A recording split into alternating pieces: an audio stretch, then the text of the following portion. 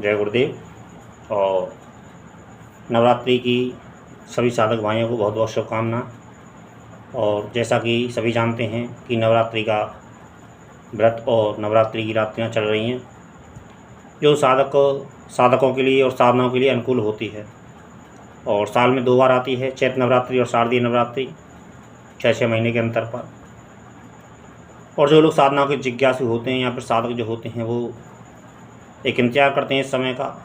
और अब तो खैर ये शारदीय नवरात्रि से लेके और चैत्रीय रामनवमी तक, जब तक ये साधनाओं का काल रहता है, साधनाओं का समय रहता है।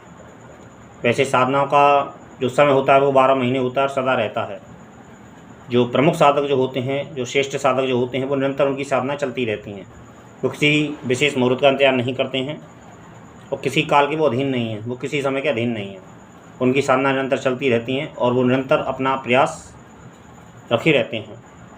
लेकिन आज मेरे मन में एक विचार आया, और तो मेरे मन में एक विचार आया कि कुछ लोगों के, मेरी बेटी आज कह रही थी कि पिताजी, जो लोग ज़्यादा सोचते हैं उन लोगों के विषय में आपकी क्या राय है।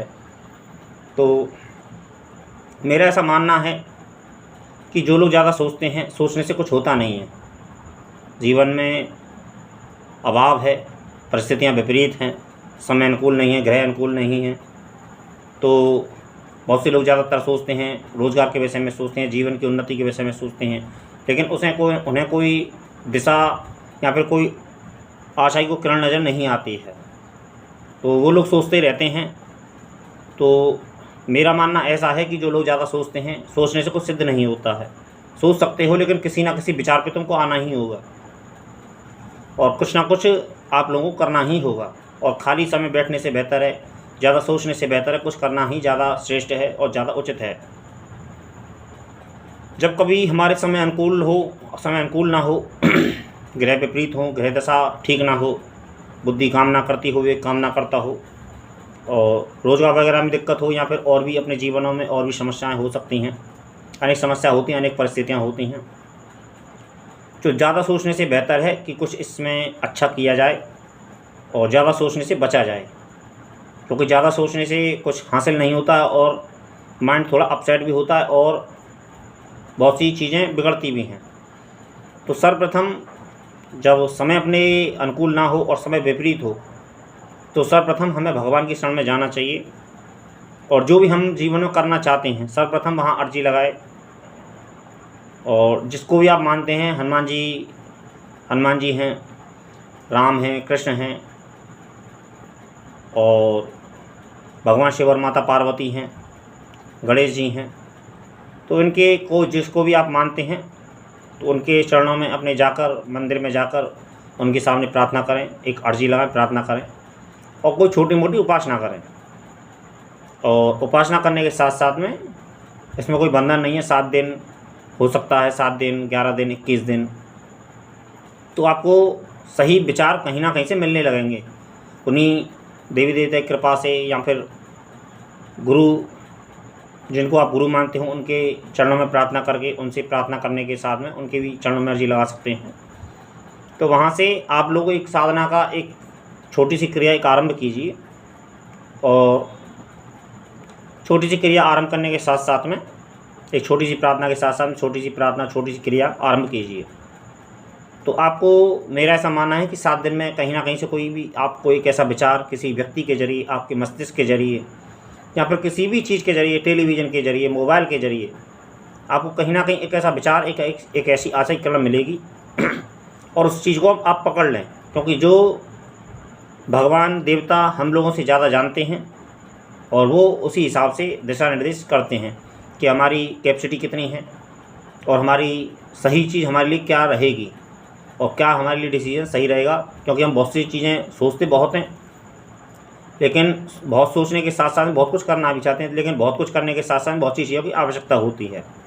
और जब हमारी जेब खाली हो, हमारे पास में कुछ ना हो और समय विपरीत हो, तो हमें छोटी ही नीचे की सीढ़ी से ही हमको शुरुआत करनी चाहिए, छोटी ही पोजीशन से हमको शुरुआत करनी चाहिए। ज़्यादा हमें ऊंची चीज़ें नहीं सोचनी चाहिए। ऊंची बातों से और ऊंचे ख्वाबों से सोचने में कोई बुराई नहीं है, लेकिन ऊंचे ख्वाबों को और ऊंची सोच रखने के लिए हमको फिर ऊंचा करना भी पड़ता है।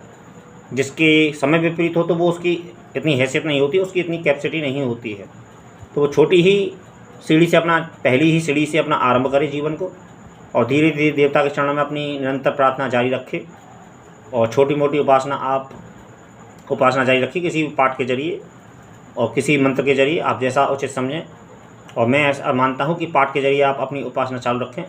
उसको आप इतना कर सकते हैं कि 1 पाठ, 3 पाठ, 5 पाठ, 7 पाठ, 11 पाठ, इतना कर सकते हैं आप। तो जितनी प्रबल मात्रा में आपका पाठ होगा, उपासना होगी, जितनी मात्रा में आपका मंत्र जाप होगा, वो उतनी ही मात्रा में आपको अपना बेनिफिट दिखाएगा। और बेनिफिट दिखाने के साथ साथ में लेकिन एक बात और ध्यान रखिए कि जो गुरु के जरिए चीज़ जो दी हुई होती है वो विशेष काम करती है, उसका असर अलग होता है, उसके मायने कुछ अलग होते हैं, उसका फल कई गुना ज़्यादा होता है। तो इसलिए ये मेरी छोटी सी एक जानकारी है आज के लिए कि जो लोग ज़्यादा सोचते हैं वो लोग ज़्यादा ना सोचें और करने पे ज़्यादा ध्यान दें।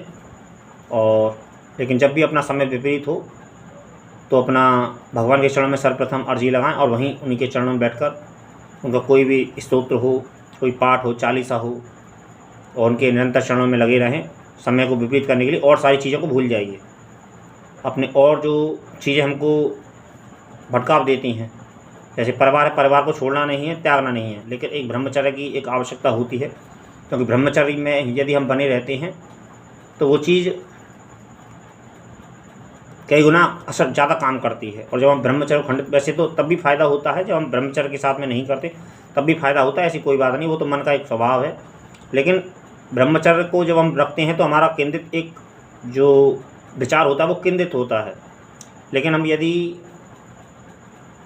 ब्रह्मचर्य को नहीं करते हैं और ब्रह्मचर्य के साथ में साधना नहीं करते हैं तो हमारे विचार एक थोड़ी कमज़ोर हो पड़ जाते हैं, तो हमारा मन भटकता रहता है और चीज़ें हमारी मस्तिष्क उतना तेज़ गति से काम नहीं कर पाता है। तो आज के लिए इतना ही, और जय गुरुदेव।